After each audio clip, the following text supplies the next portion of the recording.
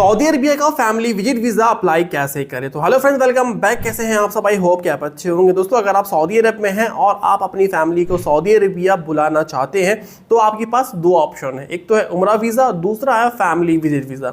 उम्रा visa 90 days का होता है। 85-87 डेज के अंदर में आपको अपनी फैमिली को वापस भेजना होगा अगर आपने इकामे पे लिया होगा तो। उम्रा वीज़ा अपने पास अवेलेबल है। आपकी स्क्रीन पे मेरा नंबर दिख रहा है, इस नंबर पे आप कांटेक्ट कर सकते हैं उम्रा वीज़ा के लिए। लेकिन अगर आप अपनी फैमिली को Saudi Arabia family visit visa पे बुलाते हैं तो आप 1 साल तक अपनी फैमिली को अपने साथ रख सकते हैं। मल्टीपल एंट्रीज मिल जाती है। हर 3 महीने में आप वीज़ा एक्सटेंड कर सकते हैं खुद से अपने अबशर से।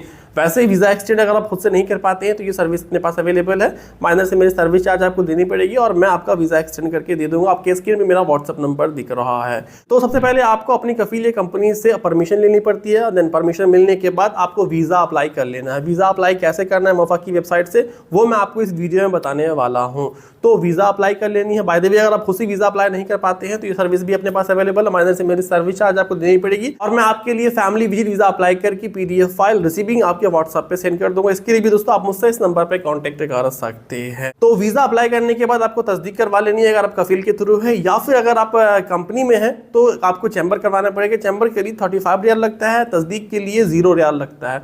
वीज़ा 1 से 2 दिन के अंदर में आ जाता है। वीज़ा आने के बाद दोस्तों आपको इंडिया में VFS का अपॉइंटमेंट लेना पड़ता है, VFS तासीर का। वहां पर जाने के बाद वीज़ा स्टंपिंग होता है। उम्रा वीज़ा में वीज़ा स्टंपिंग की जरूरत नहीं पड़ती है। डायरेक्ट वीज़ा आपके व्हाट्सएप पे मिलता है। अपनी फैमिली को डायरेक्ट सऊदी अरबिया बुला सकते हैं। लेकिन फैमिली विजिट वीज़ा में VFS जाना पड़ता है इंडिया के अंदर में। VFS इंडिया में पटना में है, लखनऊ में है, दिल्ली में है, मुंबई में है, अहमदाबाद में है, कई सारी सिटीज़ में है। आप जा करके वहाँ पे आपको अपनी फैमिली को वहाँ भेजना पड़ेगा। वहाँ पर जाने के बाद बायोमेट्रिक फोटो वगैरह होता है। वीज़ा स्टंपिंग 3 से 4 दिन के अंदर में हो जाता है। देन फ्लाइट टिकट लेनी है। उसके बाद अपनी फैमिली को आप सऊदी अरबिया इजीली बुला सकते हैं। बाकी आइए चलते हैं फ़ोन के होम स्क्रीन पर, आपको बताते हैं step by step family visit visa Saudi Arabia का अप्लाई कैसे करना है और कहाँ से करना है। तो वीडियो के आखिर तक बने रहे और हमारे चैनल पे नए हैं, पहली बार आए हैं तो प्लीज़ लाइक कर दें, सब्सक्राइब कर दें और बेल आइकन को जरूर दबाएं।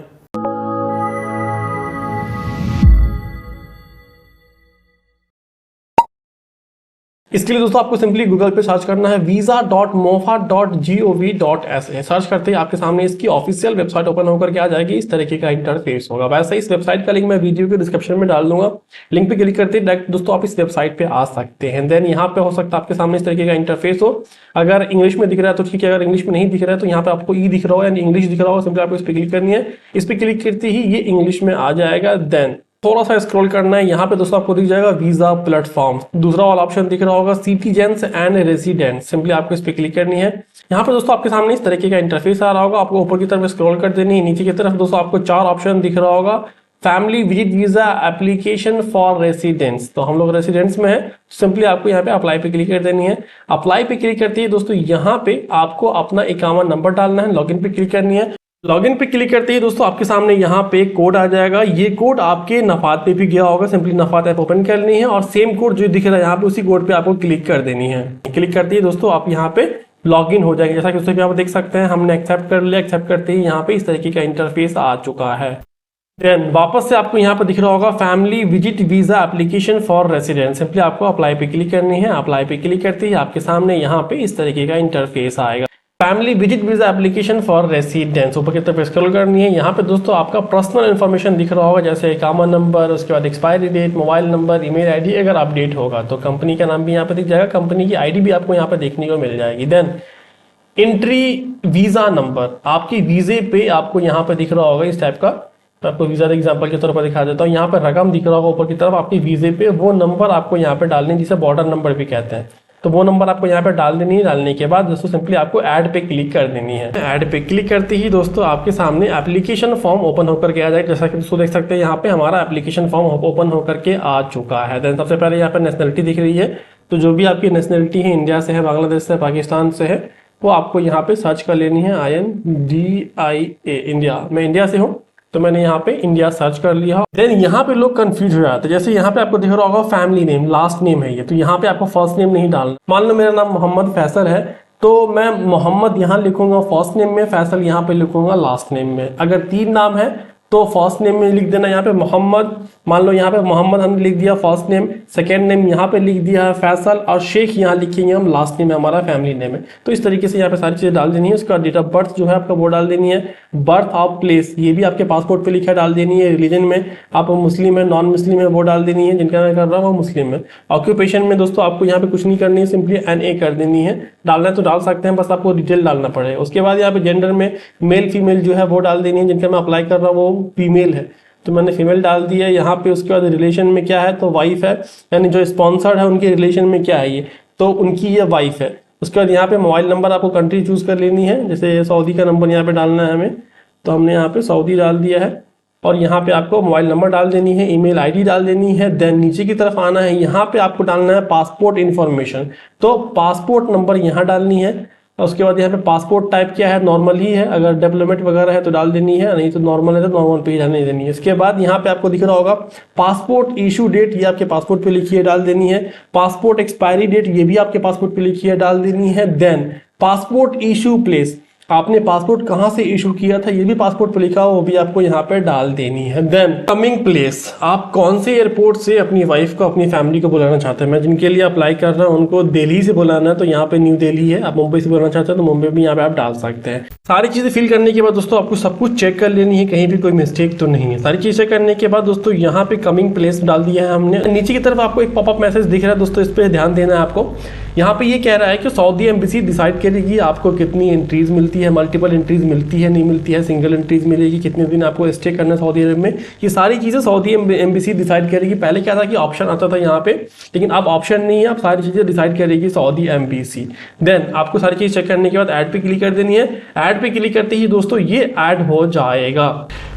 जैसा कि दोस्तों देख सकते हैं यहाँ पे पासपोर्ट नंबर आ गया है, नेम आ चुका है, नेशनलिटी आ चुकी है, रिलीजन आ चुका है, रिलेशन आ चुका है, डेट ऑफ बर्थ आ चुका है, ऑक्यूपेशन है, कमिंग प्लेस है, उसके बाद यह जेंडर मेल फीमेल जो है वो डाल देनी है। लेकिन number of entries and visa period ये यहाँ पे आपको ब्लैंक दिख रहा है, खाली दिख रहा है, बस डैश दिख रहा है। क्यों? क्योंकि ये सऊदी एम्बेसी डिसाइड करेगी, आप डिसाइड नहीं कर सकते हैं। देन सब कुछ चेक कर लेनी है, अगर सब कुछ ठीक है तो ठीक है, अगर बाय द वे कहीं पे कोई मिस्टेक आपको लगता है तो एडिट का बटन यहाँ पे दे रखा है, एडिट करके दोस्तों वापस बैक जा करके आप सारी चीजें चेक करके सही करके करेक्शन करके वापस से दोस्तों आप ऐड करके यहाँ पे आ सकते हैं, या फिर आप डिलीट करना चाहते हो डिलीट भी कर सकते हैं। सब कुछ करने के बाद दोस्तों आपको यहाँ पे दिख रहा होगा इमेज कोड, ये कोड आपको यहाँ पे डाल देनी है। कैप्चा कोड डालने के बाद दोस्तों यहाँ पे एग्रीमेंट अप्रूवल पे क्लिक कर देनी है, आई एग्री पे क्लिक कर देनी है। देन आपको सिंपली यहाँ का सेव का ऑप्शन दिख रहा है, सेव पे क्लिक कर देनी है। सेव पे क्लिक करते ही दोस्तों यहाँ पे आपके सामने इस तरीके का इंटरफेस आएगा। यहाँ पे दोस्तों आप इसे रेटिंग दे सकते हैं। देन यहाँ पे सिंपली आपको करना है क्या, यहाँ पे ऑलरेडी यहाँ पे 5 स्टार पे लगा हुआ है, सेंड पे क्लिक कर देनी है। सेंड पे क्लिक करते ही the survey data was successfully submitted, close पे क्लिक कर देनी है। देन यहाँ पे दोस्तों आपका वीजा अप्लाई हो चुका है। नीचे की तरफ आपको प्रिंट का ऑप्शन दिख रहा है, सिंपली आपको प्रिंट पे क्लिक कर देनी है। देन ये रिसीविंग आपको डाउनलोड कर लेनी है, सब सेविंग का ऑप्शन आपको दिख रहा होगा, सेव पे क्लिक कर देनी है। सेव पे क्लिक करते ही ये आपके फोन लैपटॉप जिससे भी आपने अप्लाई किया है उसमें सेव हो जाएगा।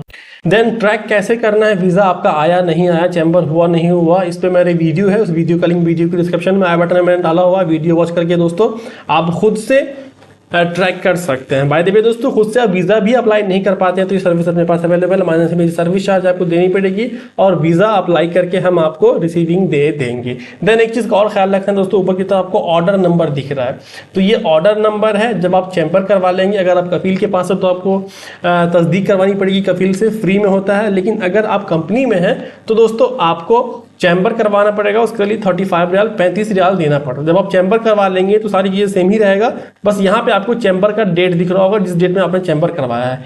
चैम्बर करवाते ही दोस्तों सेम डे में भी वीजा अप्रूव होकर मिल जाता है या फिर 2 से 3 दिन का टाइम मिलता है। वीजा आते ही यहाँ पे ऑर्डर नंबर हट जाएगा, डॉक्यूमेंट्स नंबर दिखना शुरू हो जाएगा। तो दोस्तों क्लियर है, जैसे ही यहाँ पे डॉक्यूमेंट्स नंबर दिखना शुरू हो जाए समझ लेना आपका वीजा अप्रूव हो चुका है, वीजा आ चुका है। तो दोस्तों आई थिंक क्लियर है, मैंने सारी चीजें आपको स्टेप बाय स्टेप बता दी है। फिर भी कोई क्वेश्चन कोई सवाल को सवाल कर सकते हैं कमेंट्स में। तो मिलते हैं नेक्स्ट वीडियो में, तब तक अपना ख्याल रखिए, चैनल को सब्सक्राइब कर ले और इस वीडियो को ज्यादा से ज्यादा शेयर करें।